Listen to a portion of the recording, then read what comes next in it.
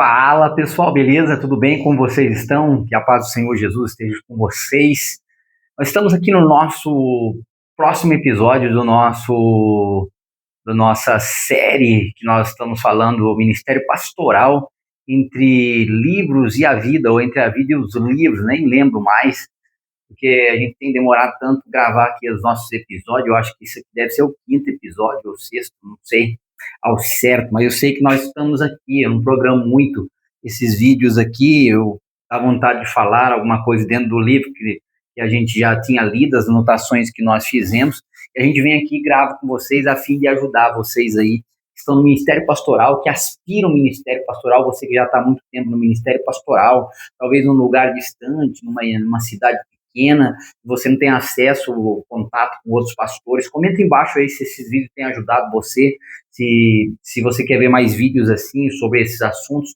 Quero compartilhar com você aqui o desafio do Ministério Pastoral baseado dentro de uma perspectiva de um livro, né? Nós estamos falando aqui, desta feita aqui, nós estamos falando do livro do David Fisher, o pastor do século XXI, uma reflexão bíblica sobre os desafios do Ministério Pastoral no terceiro milênio. E pasmem vocês, esse livro foi escrito no ano de 1999, ou foi lançado aqui no Brasil, no ano de 1999, pela editora Vida. E os assuntos que tem nele é muito atual. Você pode adquirir também esse material, também comprar esse livro aí, depois de você ler, ou estiver lendo, comenta embaixo do vídeo aí com a gente também, se quiser se inscrever no nosso canal aí, ver os outros episódios desta série aqui também, e outros vídeos que nós temos. Além disso, nós também temos a nossa escola, Relacionar School, certo? A nossa escola também temos os nossos cursos lá, temos alguns cursos ali na nossa escola. Você pode entrar, eu acredito que embaixo de um desses vídeos aí, no primeiro comentário, vai ter o link ali, certo? Dos nossos vídeos aqui no YouTube, e também o link da escola que também você pode acessar lá e fazer os cursos lá também e caminhar conosco nessa jornada aqui. Veja só, pessoal, a nossa ideia é apresentar o Ministério Pastoral com o pé no chão, certo? Não com aquela realidade do Ministério Pastoral que nós vemos nas redes sociais, que foge da realidade do que a maioria dos pastores vive, né? E é justamente para isso que nós estamos aqui. Então vamos lá, na continuação daquilo que a gente já vem falando aí nos comentários do livro, comentando e falando alguma coisa. Nós falamos aqui, paramos no episódio anterior, falando de quem é esta igreja, comentamos aí, né, a respeito do que o David Fisher comenta no seu livro, né? Ele diz lá, na eclesiologia moderna, a comunidade evangélica é geralmente como o local que recebe bens e serviços, em vez de um corpo cujo propósito é o de servir. Isso foi o que a gente terminou falando lá atrás, né? Esse ponto de vista é um ponto de vista que nós também temos presenciado hoje nas nossas igrejas. A gente tem tido uma enorme dificuldade de ter pessoas para servir na obra, né? Por quê? Porque eles entendem que o lugar, a igreja, a comunidade evangélica, tem sido um lugar onde você recebe bens e recebe serviços, onde você é servido. E não que você vem para servir, para colocar à disposição os seus talentos e dons para o reino de Deus, certo? Então essa é uma visão que já era discutida lá atrás, quando foi escrito o livro, que também é urgente para nós nos nossos dias de hoje, né? A outra coisa que a gente começa falando aqui nesse livro, que é parte desse vídeo hoje, é sobre a vocação do pastor, dentro da perspectiva que David Fisher fala no seu livro, e eu quero comentar só essas coisas aqui, não quero acrescentar outras coisas, porque eu quero incentivá-lo, você, a buscar a ler o livro, né? A vocação, ele diz assim, a vocação do Senhor para qualquer tipo de ministério vocacional é uma combinação de convicção a respeito da verdade de Deus e uma preocupação pelas pessoas. É isso mesmo. Se você foi chamado para o ministério pastoral, foi vocacionado para o ministério pastoral, você vai viver essa realidade da convicção a respeito da verdade de Deus, você tem convicção dela, e também o cuidado pelas pessoas, a preocupação pelas pessoas. Isso vai estar sempre dentro de nós, porque o que nós temos são as pessoas, certo? O ministério pastoral se preocupa com gente. O foco do ministério pastoral, eu já disse aqui, não são programas e atividades da igreja.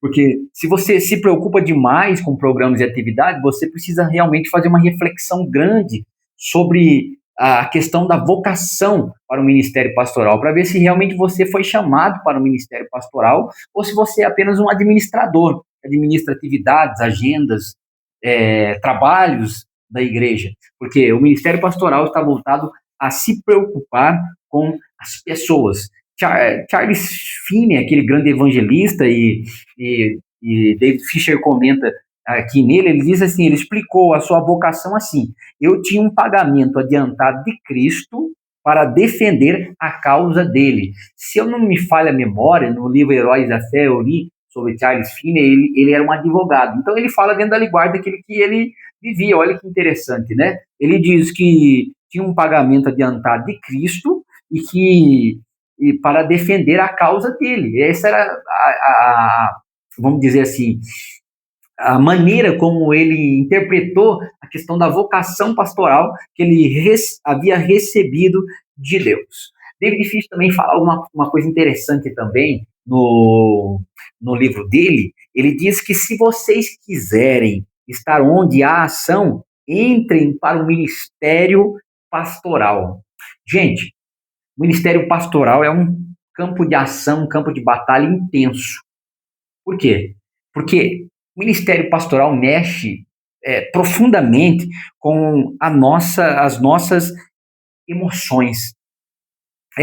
Porque assim, é ali que está a ação, é ali que está a batalha, o contato, é ali que se encontra. Então, David Fisher está certo aqui, quando ele diz que se você quer estar onde há ação, você deve entrar para o ministério pastoral. Ali você vai viver frustrações, angústias, alegrias, tristezas, tudo às vezes num dia só. Eu mesmo já cheguei a fazer, por exemplo, velório num dia, durante o dia, e à noite ou à tarde ir em um aniversário, em um chá de, como que eles chamam lá, em um chá revelação, e à noite apresentar uma criança. Olha que coisa! Olha como que fica o coração do pastor, como que fica as emoções daquele que foi chamado para o ministério pastoral. Ele tem que viver tudo isso no mesmo dia. Quem é que vive isso no mesmo dia? Eu acredito que nenhuma pessoa consegue viver isso tudo no mesmo dia, mas aquele que foi chamado ao ministério pastoral e está na atividade pastoral, se ele não viveu, se você não viveu, você viverá esse tipo de realidade na sua vida. Outra coisa importante também, que eu considero ser de fundamental importância para nós, é também a ideia de que David Fisher vai dizer aqui, ele diz, o ministério pastoral pode ser difícil, e todo pastor com que tem conversado fica imaginando se vale a pena ou se ele ou ela deveriam fazer outra coisa. Isso aqui também é algo que eu considero importante, porque essas dúvidas, elas recaem sobre nós frequentemente. Porque, assim, o ministério pastoral, talvez não naqueles que não vivem o ministério integralmente, mas no meu caso, que vivo o ministério integralmente, já vivi o ministério também de maneira parcial, né? Nós que vivemos integralmente o ministério, nós vivemos o dia, a nossa vida toda aplicada nas questões que envolvem a comunidade em que nós servimos. E muitas vezes, isso não é uma vez, duas vezes, três vezes, mas são muitas vezes em que a gente se questiona se realmente vale a pena ou se a gente deveria deixar o ministério pastoral para fazer outra coisa. David Fisher fala aqui acertadamente que essa dúvida faz parte da atividade pastoral. Eu já tenho mais de uma década no ministério pastoral integralmente, sem contar o ministério parcial. Eu posso dizer com certeza para você que essas dúvidas sempre recaem a minha, cabeça, sempre recaem à minha mente. Será que eu devo continuar? Será que realmente vale a pena gastar e se desgastar nisso aqui? Eu acredito que essa dúvida, e lendo outros autores a respeito do ministério pastoral, se você puder ler outros livros também a respeito do ministério pastoral, eles sempre vão voltar na mesma ideia, falando a mesma coisa, que essa dúvida é uma dúvida que sempre bate sobre aqueles que estão envolvidos no ministério pastoral, na atividade pastoral. Outra coisa que o autor fala para nós também no livro é sobre a vocação interior e exterior. Ele vai dizer: o controle de uma vocação mais forte do que eu, ou seja, ele está falando da vocação no seu interior, aquela convicção que há dentro de você, que diz que você não ficaria feliz fazendo outra coisa se você não servisse nessa vocação que Deus te chamou. Ele vai dizer que essa vocação que é mais forte que ele, dentro dele, ela é como um controle divino dentro de nossas almas, que essa vocação interior, ela é confirmada por uma vocação exterior. E como que ela é confirmada? Ele vai dizer que quem fornece essa confirmação da vocação dele, no sentido da vocação interior para a vocação exterior, ela é fornecida pelas evidências exteriores que são vistas no seu chamado pastoral. As evidências exteriores. E ele diz que isso acontece, ou aconteceu com ele, pela congregação, a comunidade que ele servia local. A comunidade que talvez você serve localmente, ela vai te dar evidências muito fortes de que você realmente foi chamado para o ministério pastoral, que vai confirmar a sua vocação interior. Olha o que ele diz: a congregação forneceu as evidências exteriores do seu chamado pastoral. Mas, preste bem atenção aí, ele vai dizer também que a pressão do ministério, quando você já está envolvido, no nosso caso, eu sou pastor da Assembleia de Deus, né? Especificamente um ministério, né? Porque a Assembleia de Deus são vários ministérios. Nós temos os cargos de ministro, né? Ou os ofícios de ministro, não é? De evangelista, ele é um ofício de ministro, e pastor.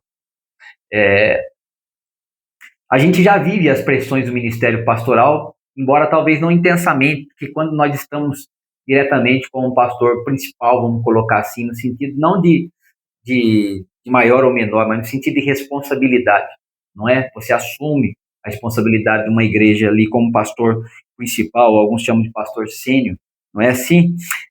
Você passa a viver aquela pressão do ministério, e aquela pressão do ministério, ela tende a deixar a nossa alma surda. Ela tende a tentar abafar a nossa alma, o nosso coração, e nos afastar daquela convicção forte que há dentro de nós. Por causa da pressão, das dificuldades, dos impasses, das oposições, das questões que se colocam e se levantam diante de nós, diante do nosso pastoreio, não é? E assim, David Fish fala uma coisa interessante, que se você não viveu, você vai viver, eu estou te ajudando aqui também, até desligou aqui já, ó.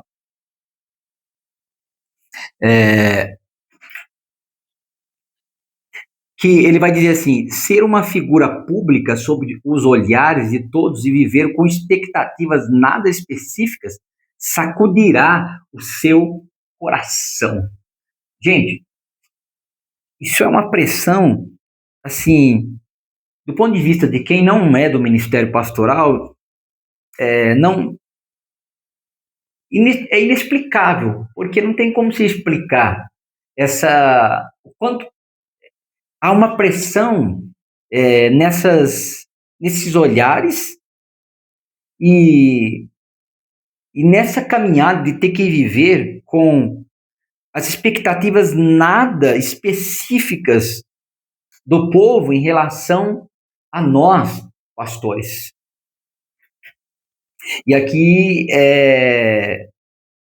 eu posso dizer para você que esse é um dos sofrimentos no ministério pastoral. Porque nem sempre, eu já disse no nosso vídeo anterior, eu já disse para vocês que nem sempre essas expectativas são corretas, certo? Porque muitos veem o pastor como alguém que faz tudo, muitos veem o pastor como alguém que tem que ser o pai, que tem que ser aquele que educa, o filho que deveria ser educado em casa, né? Que tem que ensinar o filho que deveria aprender em casa, não é? Que tem que resolver o problema do casamento que deveria ser resolvido, o problema do casamento pelo casal em casa, vê o pastor dentro dessas expectativas todas e acha que o pastor é tudo isso, que são expectativas que não condizem com o que a palavra de Deus diz em relação ao ministério pastoral. E isso, ao longo do tempo, ele pesa no coração do pastor, na vida do pastor, e por que não dizer também na família do pastor. Paulo viveu intensamente o ministério e Paulo é um grande exemplo para nós. Eu vou caminhar aqui para encerrar o nosso vídeo aqui, mas só quero te lembrar, se inscreva no nosso canal, clica no link da nossa escola também, vê lá os nossos cursos lá, certo? Temos os nossos cursos lá, você pode assistir e ver e também continuar aprendendo aí. Paulo e sua vocação, David Fish vai falar no livro dele, na página 85, Paulo demonstrava que, nas suas cartas, que a sua vocação era mais forte que a sua vontade. Olha só, a vocação é mais forte que a nossa vontade. Por quê? Porque eu disse da pressão do ministério e que muitas das vezes bate no nosso coração a dúvida de que dizer se realmente vale a pena fazer, mas por que não deixamos? Por que não paramos? Por que muitos pastores sofrem no ministério, passam por situações terríveis e eles não deixam o ministério, porque a sua vocação é mais forte do que a sua vontade. Paulo vai dizer lá em 1 Coríntios 1:1, olha o que ele vai dizer lá para nós. Paulo vai dizer assim, ó, vou achar aqui que essa folha dessa Bíblia aqui que eu comprei, ela é bem fininha, diz assim, ó, Paulo, chamado pela vontade de Deus para ser apóstolo de Cristo Jesus, e o irmão Sóstenes, Paulo, chamado pela vontade de Deus para ser apóstolo de Cristo Jesus. Lá no 2 Coríntios, no capítulo 1:1, ele volta a dizer de novo, Paulo, apóstolo de Cristo Jesus pela vontade de Deus. E o irmão Timóteo, a igreja de Deus que está em Corinto, a todos os santos em toda a Acaia. Paulo vai dar evidências de que a vocação que ele recebera de Deus e que era mais forte do que ele mesmo. Isso Paulo vai fazendo em toda a saudação das suas cartas. Eu li aqui as 12 Coríntios, né, mas ele fala isso em Gálatas capítulo 1:1, Efésios 1:1, Colossenses 1:1, 1 Timóteo 1:1, 2 Timóteo 1:1 e Tito 1:1. Ele vai dando demonstração de que a sua vocação ela é mais forte do que a sua vontade.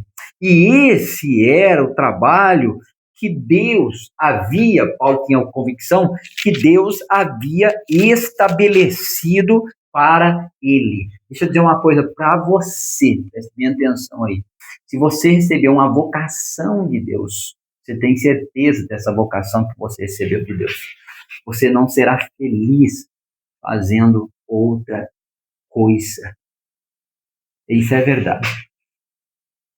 Você vai padecer, você vai sofrer pressões espirituais, psicológicas, emocionais, em várias áreas da vida, mas você não se verá fazendo outra coisa.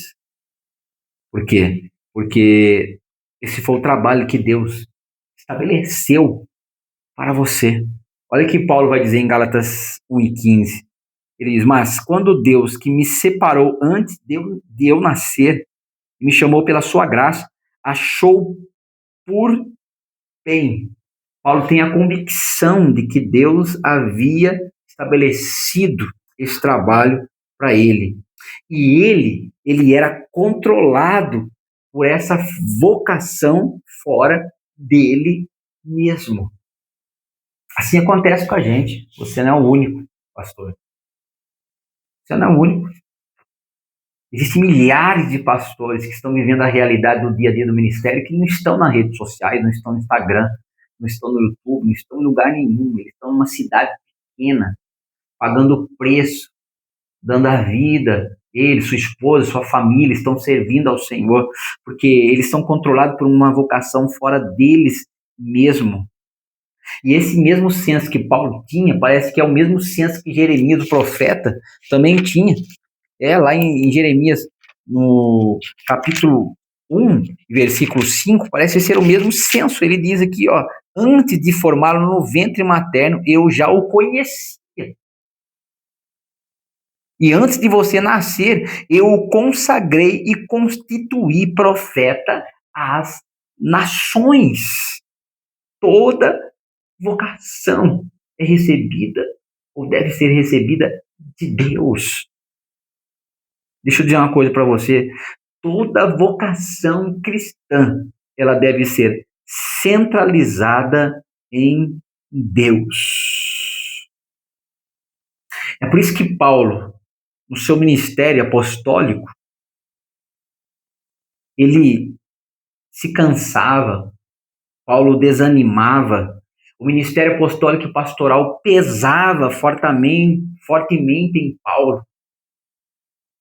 Mas Paulo vai dizer que ele não deixava, não abria mão, porque o amor de Cristo o constrangia. Lá em 1 Coríntios capítulo 5, versículo de número 14, Paulo era constrangido pelo amor de Cristo. O ministério apostólico que Paulo tinha machucava ele profundamente. Basta você ler a carta de 2 aos Coríntios, que Paulo escreve essa carta aos irmãos em Corinto. Você vai ver que o ministério apostólico machucava Paulo profundamente. E a igreja de Corinto, olha, deixa eu dizer uma coisa para você. A igreja de Corinto machucava gradativamente o apóstolo. Isso é profundo. Porque se você não viveu essas realidades da igreja, graças a Deus, ainda você não viveu. Mas você vai viver realidades assim, situações em que você é incompreendido, você é machucado. Igrejas que talvez você vai passar, não sei por quantas igrejas você passou ou ainda vai passar. Eu já passei por várias igrejas e vivi realidades assim que Paulo parece mostrar nas suas epístolas, nas suas cartas. O ministério pastoral, ele simplesmente nos machuca a maior parte do tempo. Eu não estou falando isso para te desanimar, não, porque eu sou grato a Deus, o ministério que Deus me confiou, porque o ministério também tem muitas alegrias, mas na maior parte do tempo, o ministério nos machuca, assim, profundamente no nosso coração, nossa alma. São comentários que não condiz com aquilo que está no nosso coração. São decisões que nós precisamos tomar que são incompreendidas, porque só quem tem a visão pastoral consegue compreender. E aqueles que fazem os comentários não conseguem compreender o que nós estamos pensando, as decisões que nós estamos tomando. Além disso tudo, além das batalhas com as pessoas, nós ainda enfrentamos os dardos inflamados, a guerra espiritual, o que faz com que o ministério pastoral ele se transforme em uma tarefa cansativa. Mas deixa eu dizer uma coisa para você. A alegria do ministério pastoral está no meio da luta, em nossas próprias almas e na igreja de Cristo. A alegria está quando nós vemos pessoas que estão ali servindo, pessoas que nos machucaram, mas estão ali dentro, dentro do aprisco, dentro do rebanho, estão servindo ao Senhor, estão desenvolvendo seus talentos, suas capacidades, pessoas estão sendo salvas, pessoas estão sendo libertas, pessoas estão sendo transformadas. Esta é a alegria do ministério, são as pessoas.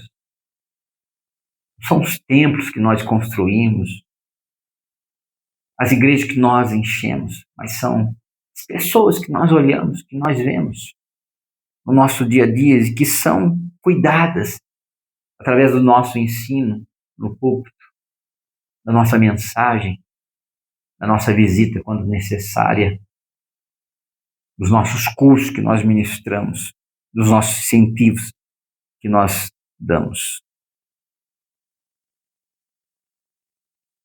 Anos de ministério e contínua repetição de trabalho tendem a anuviar a nossa visão. Às vezes, a indiferença declarada pode destruir o coração de um pastor. Mas deixa eu dizer uma coisa para você, não desista, não desanime, não pare, continue, sirva com alegria, sirva com persistência, porque você foi chamado por Deus. Centralize o seu ministério pastoral em Cristo Jesus. Que Deus te abençoe. Te aguardo no próximo episódio, porque tem muitas páginas do livro ainda para nós comentarmos aqui. Um abraço. Até lá. Tchau.